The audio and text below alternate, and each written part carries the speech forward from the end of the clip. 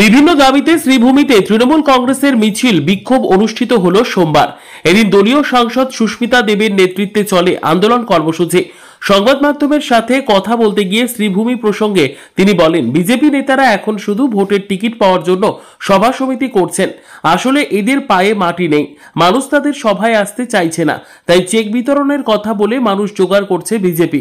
করিমগঞ্জ জেলার বেশ কিছু জ্বলন্ত সমস্যা, বরাক উপত্যকার প্রতি বঞ্চনা ও কয়লা সুপারি সিন্ডিকেটের কথা তুলে ধরে তৃণমূল কংগ্রেস যে আন্দোলন অব্যাহত রেখেছে সেটাও বুঝিয়ে দিলেন নিজের বক্তব্যের মাধ্যমে।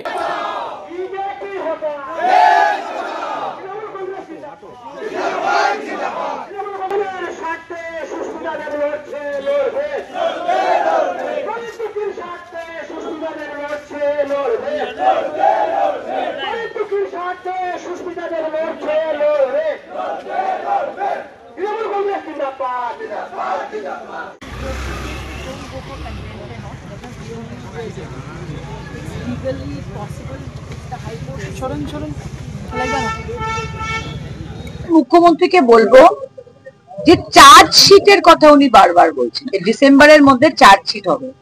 চার্জশিট যখন পুলিশ এফআইআর যখন চার্জশিটে সেকশন 103টা দিবে, তখন এসআইটি বা পুলিশকে তথ্য দিয়ে বলতে হবে এটা কেন মার্ডার। হ্যাঁ, তো ওই তথ্যটা মুখ্যমন্ত্রী বলছেন আমি গৃহমন্ত্রী, আমি জানি এটার মধ্যে কি আছে, পাবলিক কেউ বলতে পারবে না।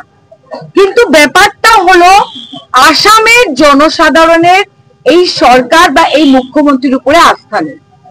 আপনারা দেখেন সমস্ত আসামে বিজেপিকে ছিছি করছে মানুষ জুবেন গার্গ, আর উনি যে সভাগুলা করে নিজের জনপ্রিয়তা দেখাতে চাইছেন, প্রত্যেকটা সভা হলো অরুণোদয়, মানে চেক নাও আমার মিটিং এ আসো, চেক নাও আমার মিটিং এ আসো। এখন তো আপার আসামের মহিলারা বলছে চেক লাগে না, জুবিন গার্গকে ন্যায় দিতে হবে। তো মুখ্যমন্ত্রীর উপরে আসামের মানুষের আস্থা উঠে গেছে, উনি নিজেই বলছেন। হেমন্ত বাবু কি বলেছেন, আমি সরে গেলে আন্দোলন শেষ হয়ে যাবে। মানে এত মানুষ যে আন্দোলন করছে সব হেমন্ত বিশ্ব শর্মার বিরুদ্ধে, উনি নিজেই বলে দিচ্ছে।